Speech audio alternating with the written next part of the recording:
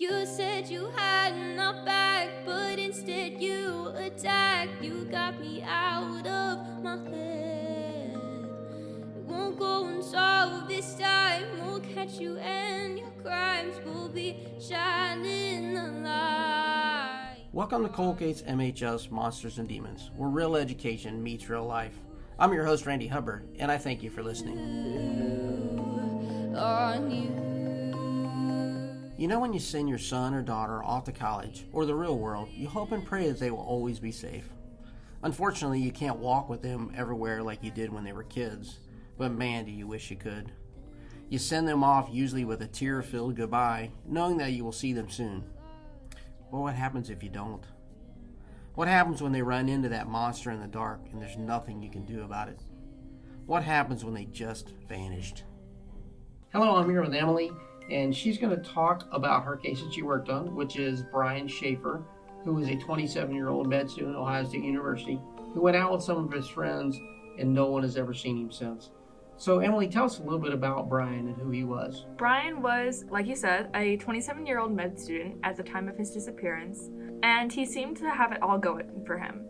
He was getting good grades in his extremely difficult classes, he kept up a healthy relationship with his then-girlfriend, and he was growing closer to his brother and father than ever before in the wake of his mother's recent passing. It was the start of spring break for OSU students, and many were out celebrating. From the outside, Brian seemed like the perfect all-American man. Like I said before, he was getting good grades in his med school classes. He loved hanging out with his friends, studying a lot, playing music, especially music written by his favorite band, Pearl Jam, and going out and meeting new people. I was able to speak to Brian's brother's wife, Maureen, who knew him when he was in high school and growing up in college. She said he was very smart, funny, sarcastic, and confident, and that he was the type of person to meet new people when out in public and never shy away from a fun time. Unfortunately, in the few months before Brian went missing, his mother had died from a rare form of cancer. However, on the bright side, this made him grow closer to his brother and father than they have ever before.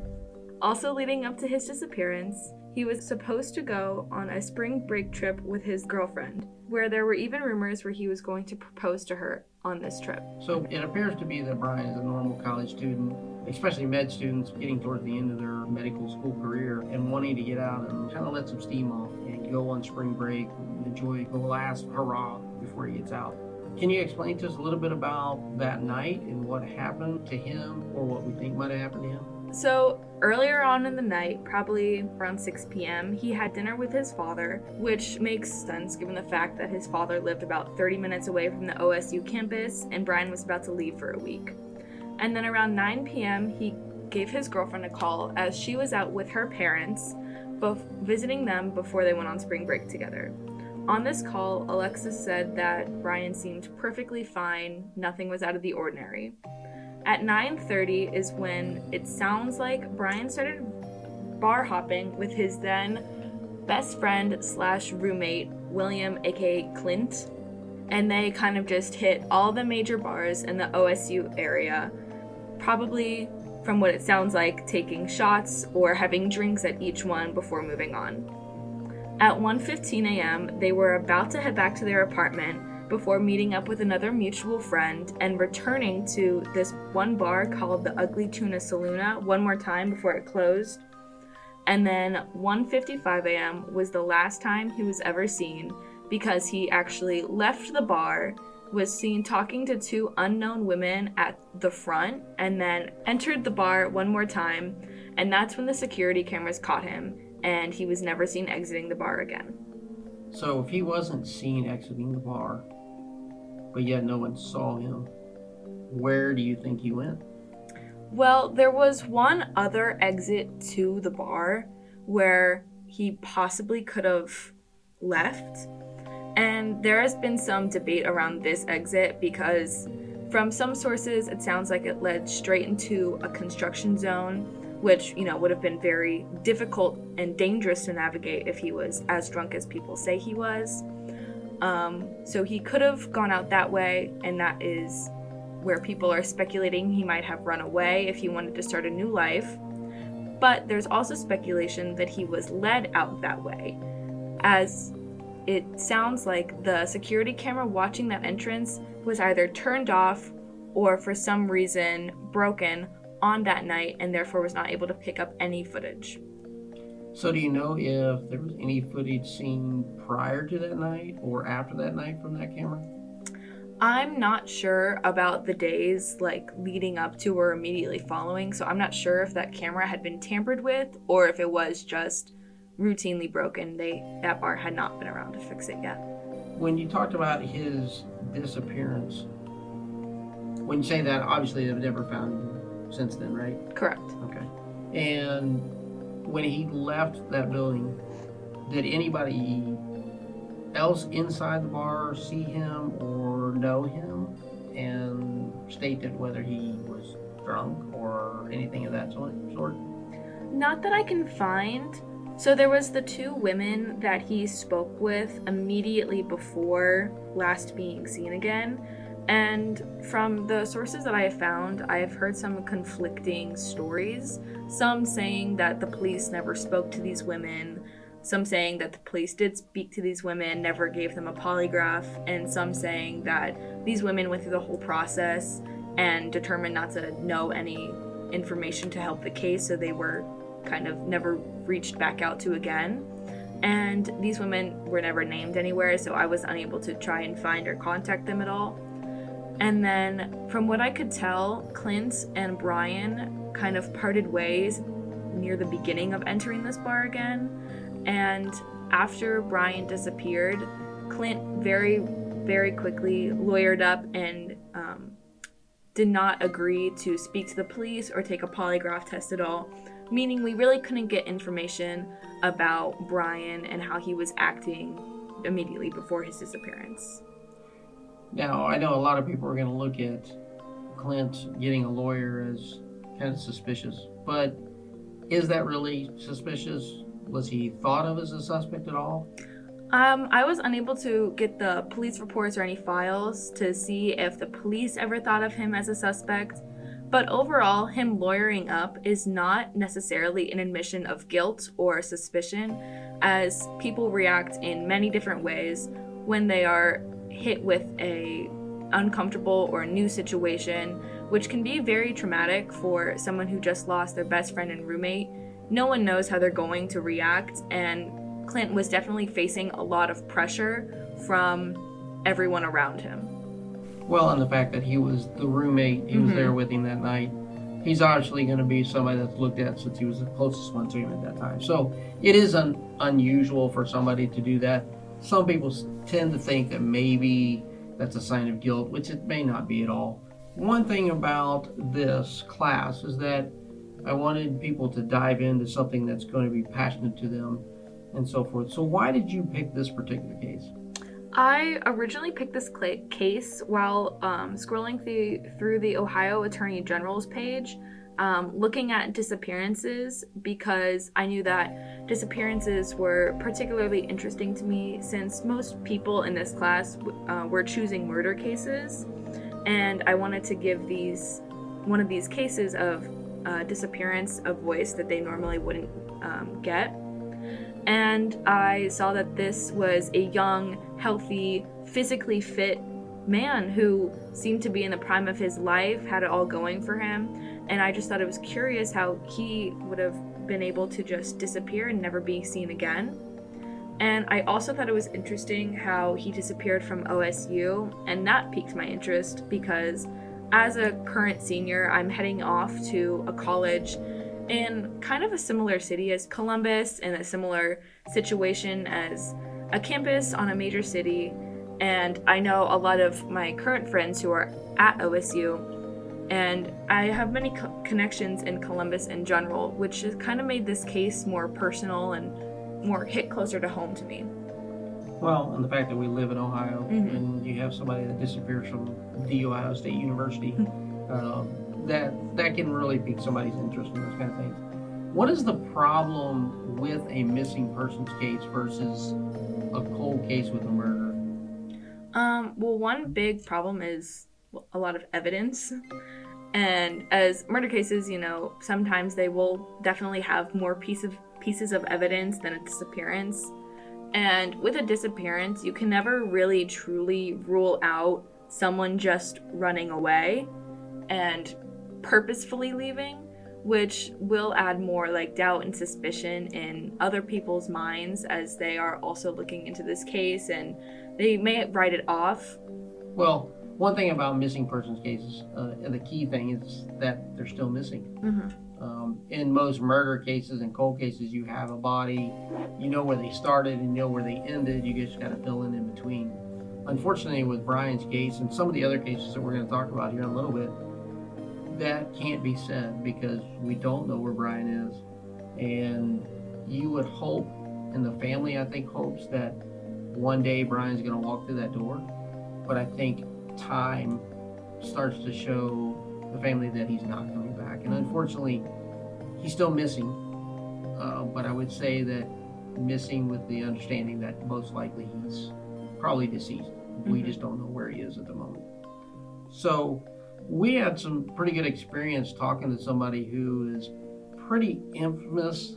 That's not the word. Pretty famous, not infamous. He's pretty famous about looking into cases very similar to Brian's.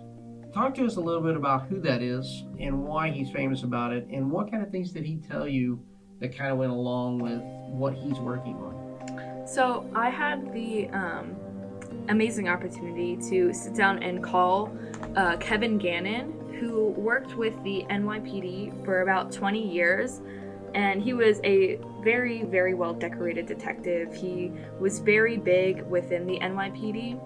And at the time of his retirement, he had worked in homicide, he had worked in disappearances and missing persons, and I believe he had also worked in cold cases in the NYPD. So when he retired, a little bit before that, he was in missing persons and started investigating a few missing persons cases, which later revealed to be homicides, as the bodies were found in New York, of men very similar to Brian's kind of profile, as they were young, they were physically fit, they were usually in college or just graduated college on a very good track to a very good career, and they would later turn up usually in rivers or lakes, some form of body of water, with no signs of drowning, and they had originally went missing from crowded bars on busy nights when no one would have seen them disappear. So Kevin Gannon, after retiring from the NYPD, went on to look into these cases a little bit more and started connecting them with many other cases all across the US of similar profiling, where these men would go missing and appear days or weeks later in a body of water, usually with this one calling card nearby, which would be a graffiti symbol, a lot of times of a smiley face, next to where or near where the body was found. He started connecting these cases. He, alongside a few other men, started connecting these cases and started coming up with this smiley face killer, which is this serial killer or serial killers, a gang of people with pods in many major US cities across the US who would kind of go out and find young, attractive, healthy men who are on a good path in life, make them disappear from a bar, and then they would turn up dead a few short amount of time later.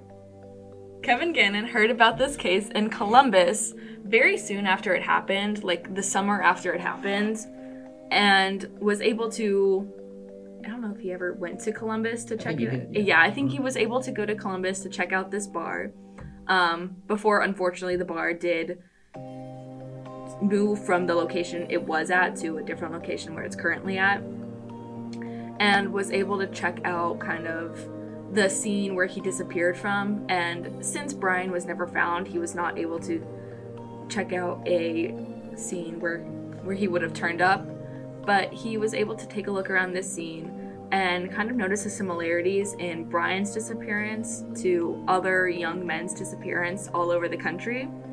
And he started to kind of group it in with this theory that Brian was another smiley face killer victim who just had never been found. So the Smiley Face Killers was a documentary that came out in 2019 that had been worked on by Kevin Gannon and several of his counterparts for a really long time, and it looked at cases in which these young men would disappear. The police would call it either an accident or a drowning, and when they really looked at it and looked at the autopsies, they noticed that they were not drowned, that they were dead before they hit the water.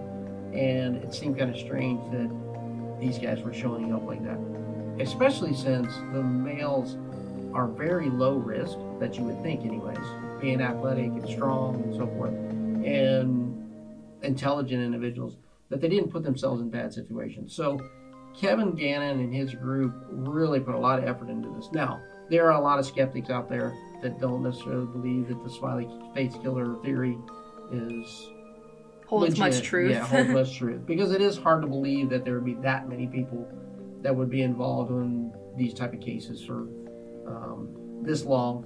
But Kevin is pretty adamant about this group of people that are doing this. And they obviously are doing a lot of things probably on the dark web, which most of us have no idea what that is. And I really don't want to know in some cases.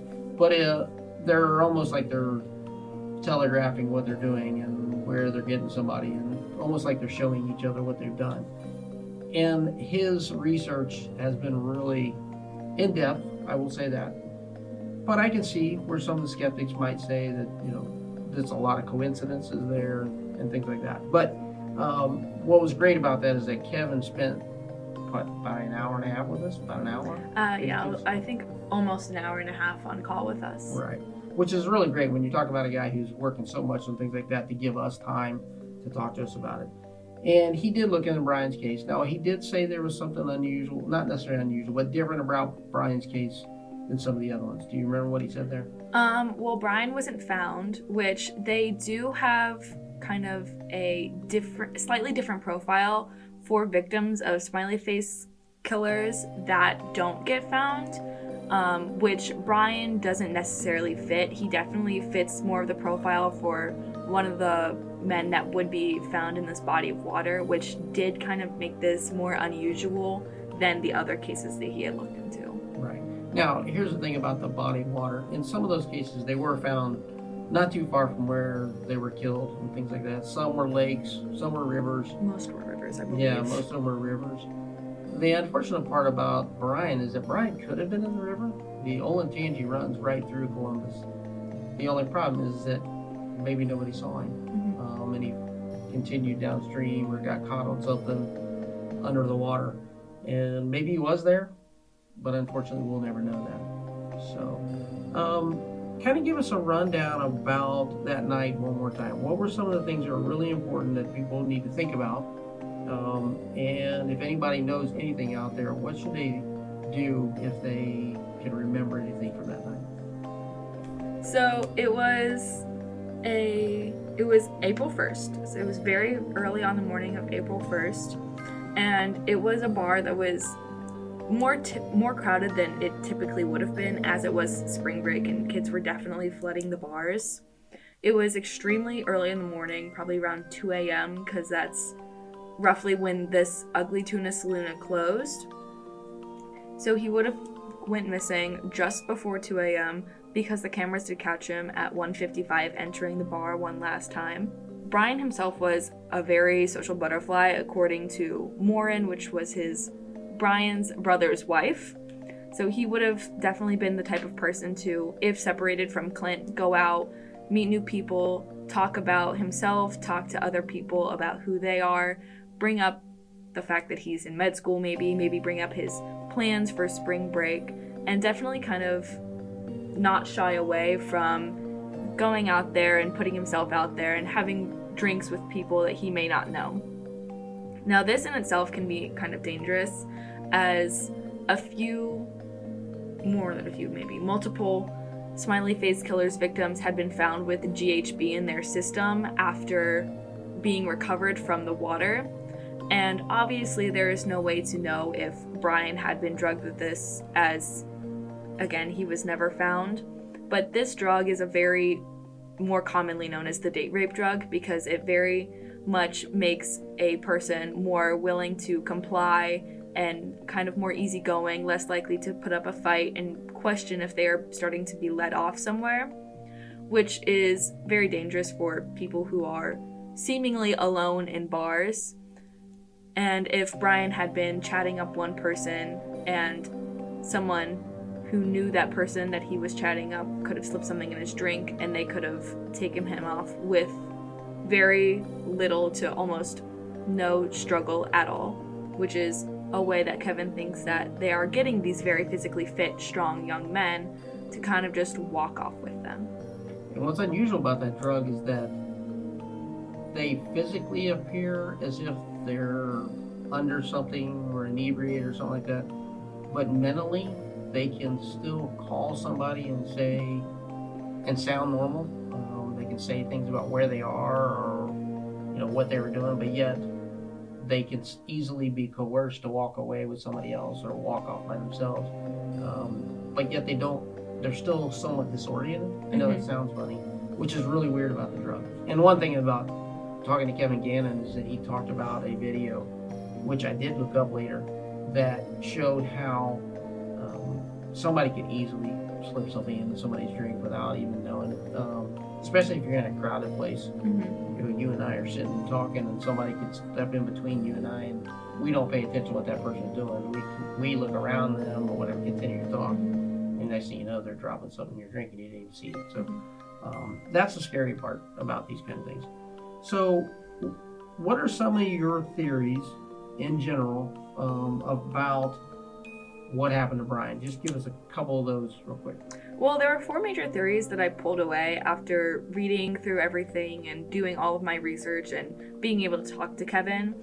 And the first one was that Brian had wanted to run away. Like previously mentioned, his mother had recently passed and he was very close to her. So this was obviously a very big stressor in his life at this time. And he, despite getting closer to his brother and father, he was definitely very much impacted by his mother's passing. And although he was doing well in med school, he had also constantly talked about how he wanted to start a band and play music and do guitar, and all of this kind of being in med school, obviously he didn't have all the time for that. And so people theorize that he had kind of been planning this and wanted to run away before everything in his life got too much to kind of bear onto him. The second theory was that Clint, his roommate and best friend, either had something to do with it, like helping him run away, or unfortunately, more darker theories. But again, this can't be really proved in anything since he never took a polygraph and he lawyered up, so we weren't able to get any information out of him. A third theory is that he could have come across and been in an accident while trying to get home from the bar. Like I said, he was never seen exiting the bar through that front security camera ever again, but he possibly could have tried to leave through the back way that the security camera was turned off. And if he was as drunk as some news articles are reporting he was, then navigating a construction site would have been extremely difficult and very, very dangerous. And he could have tripped, fallen, hurt his head, gotten into an accident on his way home, and either no one ever saw him somehow after that. But unfortunately, that is kind of disputed, as many people think that if he would have gotten into an accident on a night where so many people were out and kind of walking around that late, someone would have seen him while they were on their way home, or those construction workers would have arrived to do their job the next morning in this construction site, and they would have seen him and hopefully reported it to the police. And the last theory is the smiley face killers theory, where he would have been drugged and taken away from the bar, probably through that back exit, which may have been a little bit safer to navigate if he had someone else kind of guiding him through that area. And his if he had been drugged, if he would have definitely been more compliant. But the most common dispute from this is the fact that he was never found, and some people think that the smiley face killers don't exist overall, which, causes some people to think that he couldn't have been killed by them as they don't exist. Right. Now, the one you talked about is him running away. There's one thing that I thought was really important in that one that would prove he didn't do that, is what was going to happen over spring break.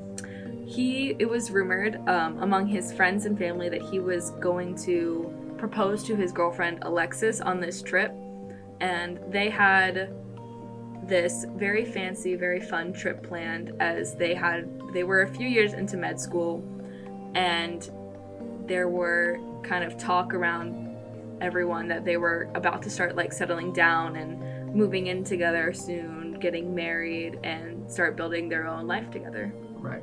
So it's very unusual to plan all that and then just disappear. So, so as you were doing this, like all of our cases, we run into some roadblocks and things that kind of get in our way. Kind of discuss a little bit about the roadblocks that you faced trying to find information about Brian. So one of the biggest roadblocks that I came across was, especially in my first few months of researching this case and trying to reach out to people, was that I wasn't getting very many responses back. I had to do a lot of digging to try and find people who I thought were the Alexis that he had been dating, and his brother Derek, and people like that in his life. So I sent out a lot of emails and Facebook messages, but unfortunately I never really got much information back. I tried sending out messages to Clint and Alexis, and no one ever really responded to me about that, which I understand, as this was a very traumatic event in their life, and they definitely don't have any responsibility to talk to me about it at all. I had tried reaching out to Derek, but unfortunately the Derek Shaffer I had found was actually not his brother, so I apologize to that man I sent a random email to. But a few months ago, I was actually able to find Derek's wife, Maureen, who I had found through Facebook, and sent out a message to her, and she very nicely responded and said that her and Derek would be happy to answer any questions for me, but they usually don't really respond to people, as they try to keep their lives more quiet and anonymous. So I'm very grateful for all the information just about Brian, who he was as a person, that I was able to get from Maureen and Derek. Another roadblock was the two women outside the bar. I would have loved to have been able to speak to them, but unfortunately their names were never recorded anywhere, so I wasn't able to find out anything about them, if they had known him, or if they were just two random women that he happened to be speaking to minutes before he disappeared. Also, the fact that Brian's body was never found was another definitely big roadblock in this case, as we're not able to pull any evidence from his body, see if it had looked like foul play, or if it had truly been an accident of some sorts. One of the things that you mentioned about the family and Maureen and his brother, one of the things I think for all these families is that unfortunately they get a lot of attention that's not good. They get phone calls from people that either are just being jerks, which I really can't understand how people do that, but sometimes calling and saying that they're Brian, or we know where Brian is, or anything like that. And I know that can get really tough for a family when that happens. Plus, they're still a little scared. I know when she mentioned it that they didn't want their son's name mentioned or anything like that, because they're still a little scared. They don't know what happened to Brian. They don't know if it had something to do with the family, somebody he knew. So they try to keep themselves somewhat out of the news for that reason. Well, when you were working through this class, what kind of things do you think you gained along the way? And what are you going to take with you after you leave here? Well, one thing I gained was definitely my ability to research deep and research well. This class definitely opened up my mind to thinking outside the box more. because I hit a roadblock a little bit before winter break, and I had sent out emails and I hadn't got any responses, and I had sent out FOIA requests and those had gotten denied, and I did not know who to contact anymore. So with a little help from Mr. Hubbard, I started to kind of gain ideas of anyone else that might know anything about this case in general. And that's how I really started to think about contacting Kevin Gannon, as we had watched the Smiley Face documentary in forensics the year prior. And so I went on to IMDb and I started to look at everyone who was involved in the making of that documentary, and I just sent out emails to a bunch of people that had made the documentary and Kevin Gannon, and he didn't respond to me, but he actually contacted Mr. Hubbard. Or did you contact him? Yeah, kind of in a roundabout way. Somebody else that I've been working with actually knew him, and it was kind of coincidence. Right when you had sent the email, this individual had just finished talking to him. And out of the blue, he called me and said he talked to Kevin Gannon. I said, "Oh, great, I need to talk to him." So, I need that guy. Yeah, so that's how we got that one. So, so what do you think it'll do for you when you go to your next part of your life? Because I know that you're going to Duquesne. Yes, I'm going to Duquesne University, and I got accepted into the Forensic Science and Law program. So I'm definitely hoping to keep all this information and all the skills I gained as I go into that new part of my life, as I would love to be a forensic scientist. I'm super interested in forensic psychology, but also forensic science as a whole in general. I'm super interested in crime scenes and all the little intricacies of solving crimes and the lab work and the scene itself and why people do what they do. So I'm really hoping that all of the information that I've learned about kind of crime in general, but also the way that law enforcement works, which I definitely learned more about through this class. I definitely learned a lot about law enforcement and how cases are looked at, how cases go cold. I hope that I really keep that with me as I go on to hopefully work for the FBI one day, as that's my dream job. There you go. There you go. Set your goals high. That's what Yep. So, any last things you'd like to say about Brian, or anybody out there that might know something? If anyone out there knows anything about this case, please contact the Columbus Police. They have their non-emergency line, which you can find on their website. And they also have the Crime Stoppers, which is an anonymous tip line that they have a Crime Stoppers for Columbus specifically. They will take any and all information regarding this case, or if you feel uncomfortable reaching out to the police themselves, please contact us through our website. coldcase@masonohioschools.com. And if you have any information, if you contact us, we will relay that to the police and you will be kept anonymous the entire time, as we are just trying to find where Brian is. Well, thank you, and your work that you've done actually on 2 cases has been tremendous. I really appreciate the effort, and I hope that you get everything you want in the next part of your life. Thank you. And when you do, make sure you give me a little bit of credit. Oh, absolutely. Right, you'll be mentioned in my autobiography. Right, there you go. That's all we need. Well, I want to say thank you again. Hopefully Brian's story will get back out there. Somebody knows something out there. They know where he either is or what happened to him that night. And if they hear this, I hope you can step up and do the right thing and speak for Brian. Thank you, and we will talk to you at the next episode. Thank you. Cold Case MHS, Monsters and Demons is written by the Mason High School Cold Case students. The editing is done by current student Lydia Lisco and produced by me. Thank you for listening to Episode 3, Vanished. Tune in to Episode 4, the story of Grandpa Walmart, Harry W. Smith, a military veteran who was beaten and left for dead. Join us in our discussion of the details in the case of the fallen hero. It won't happen again. All those things that you said weren't true. You told me that we'd always be friends, but then what you did next didn't prove it.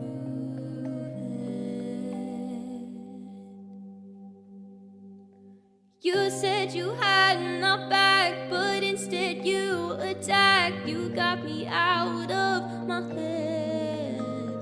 It won't go unsolved this time. We'll catch you and your crimes will be shining the light on you.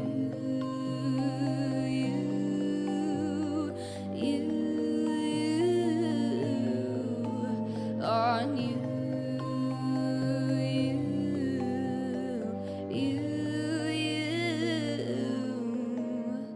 I saw you acting innocent then, but you didn't expect what came next. You lost your freedom right there. We will make them aware it was you who said. You said you had my back, but instead you attacked. You got me out of my head.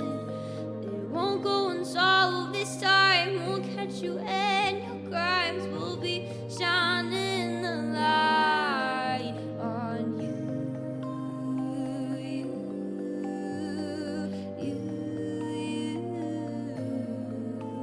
On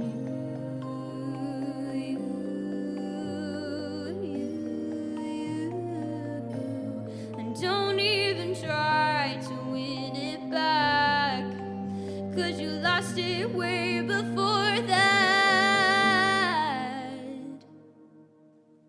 You said you had my back, but instead you attacked. You got me out of my head.